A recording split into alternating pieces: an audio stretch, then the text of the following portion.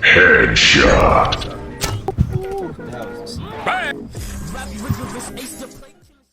Hey, what's up, guys? We're just gonna get right into it here with the Imperial Archers, because there's a lot to talk about with them. I feel like they're an underrated, underappreciated unit that you just don't see very often on the field. And in turn, I think that if you play them right, most people aren't used to or really prepared to how to deal with them at all. So if we get right into the unit tree and the veterancy lines, this one is not a cheap or fast unit to unlock. As the last unit in the Eastern Ranged line, it's going to cost a total of 35,410 honor to unlock it. And on top of that, I don't think the Vanguard Archers are that great of a unit, especially compared to the Prefecture Archers, which are the same cost. And then, so I think that's one of the main reasons why not many people are grinding down this line. But if we look at even just the starting stats for them, they have the highest damage and HP out of any archer unit in the game. And that starting bonus increases exponentially as you level them up, because you're adding increases from a higher base stat number, of course. As for the veterancy lines, this one is an interesting one, because it's one of the few units in the game where I think there's a legitimate argument to train down either of the lines. However, they're quite different in how you end up playing them. So I'll go over both of them quickly, then I'll explain which is my favorite, and I'll show you how I play them with a lot of success. So the top line is going to focus your unit on killing enemy heroes. The bottom line is the opposite. It's going to focus on killing enemy units.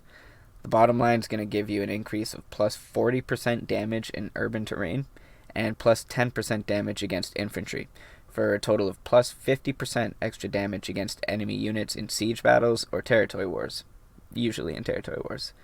The top line will give you greater base range, accuracy, and damage in all battle types and all terrains, as well as the elite bonus of plus 15% armor penetration and plus 10% firing speed, which is very important in making them excellent hero killers and being able to optimize their playstyle.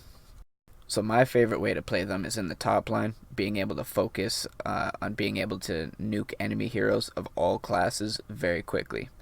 Of course, they're still great archers, and they're still going to be able to get plenty of unit kills, but when it comes to being able to keep them alive and on the field as long as possible, it's just more important to be able to kill heroes. So with that, let's get right into their playstyle. Like all ranged units, I think they're best played in coordination with a ranged hero, but Imperial Archers in particular, I recommend for range players because of their high leadership cost. Bruh. You cannot afford to let these guys just die off for free. You gotta find ways and areas to get their value out of them. And that basically puts them into this category of units that I call babysitting units. Those are units that you need to kind of have a constant watch on and be ready to protect in an instant. And in order to accomplish that, it's easiest with a ranged unit, because you need to be able to stay close to them and still be doing damage and getting kills for your team. But Imperial Archers take that babysitting thing to the next level, because you have to control which ammo type they're using on which enemies, and the difference between them is huge. So the primary skill for Imperial Archers is called Bodkin arrows, and unlike other unit skills in the game, it's not a cooldown skill. It has no timed effect or temporary bonuses. It's just a back and forth switch on which ammo type they're using that you can switch at any time, and it's permanent until you switch it back. It starts off with the feathered arrows, which are the base regular arrows that all archers would be shooting. But if you switch to Bodkin arrow, you're trading off 40% of your firing speed in return for plus 300% armor penetration. This means a lot of the heavier armor units that are pretty tanky and do pretty well under constant arrow fire, they're going to have a much harder time sustaining your shots when you're still hitting for musket damage, only firing much faster and with angles they might not be able to hit. But you don't just want to leave Bodkin arrows on. You're basically cutting your damage in half with the firing speed decrease if you're not shooting armored units, because that 300% bonus isn't doing anything for you there. So units like enemy ranged units, pikes, halberdiers, even spear walls, despite their large shields, they aren't a heavily armored unit. So even then, you want your feathered arrows to just try and get as many arrows piercing holes as you can. But the tanky sword classes, enemy heroes, and a lot of the just higher tiered units are going to get ripped up by your Bodkin arrows. What's really going to set these apart from other archers and what other heroes aren't going to expect or see coming is the amount of damage that you can do to them with the bodkin arrows to any hero.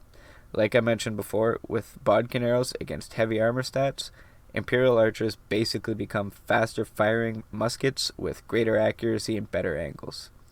So to put that on full display for you, we're going to take a quick look at a clip I put aside because I think one of the scariest possible things you can see when trying to keep an archer line alive is an enemy longsword, short sword, and poleaxe coming straight for you.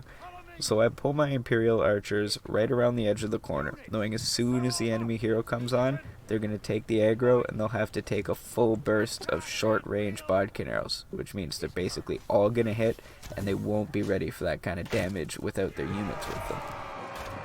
But you're not always just going to have the perfect opportunity to bait heroes who don't know what they're walking into, and so I want to look over a few different points I cut out from the same siege battle to give more of a broad idea of how I play my archers throughout a whole match, and the type of positioning and decision making that I go through. So I've got them in position on the walls to take advantage of both the high ground damage increase, shooting down on enemies, and the back shots on the enemy who's set up to defend the point. And we're in an area where most of their team won't see where they're being shot from.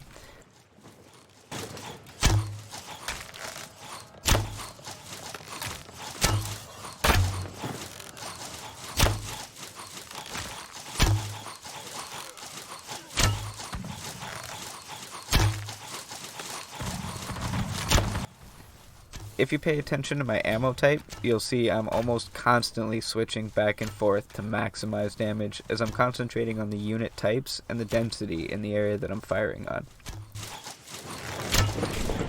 Attack! Attack!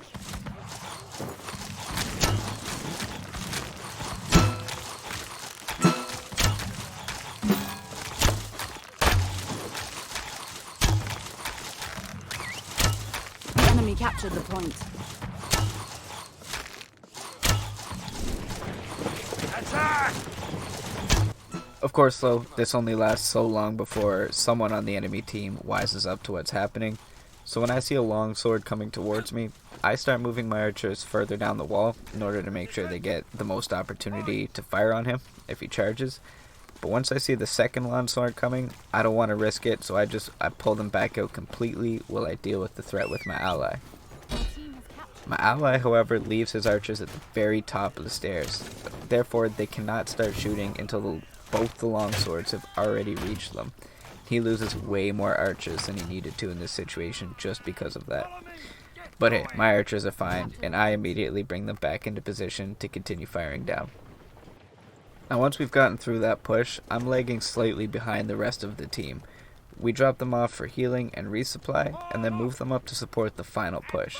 But I'm keeping a very close watch at the map while I'm moving them up here, and I'm making sure that I'm not too far to get back to them if they're spotted. And all this time I'm just trying to pick up vulnerable targets on the way.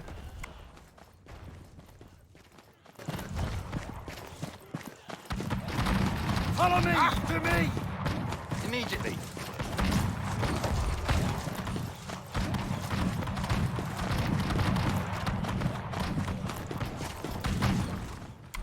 Once we do make it to the final point to support the push, we've got a good amount of time left to take the point, but we don't want to waste it.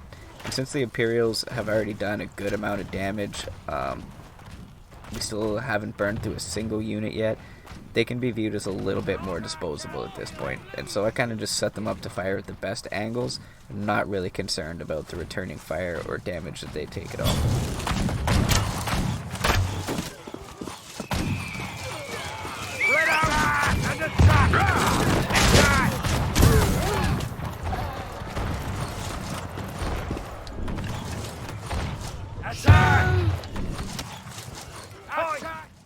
Now, once they do inevitably go down like this, it's perfectly okay. They've done their job, they've earned their value, and you'll be ready to follow up with everything else you've saved in the first two pushes to just balls to the wall charge and clean up shop afterwards.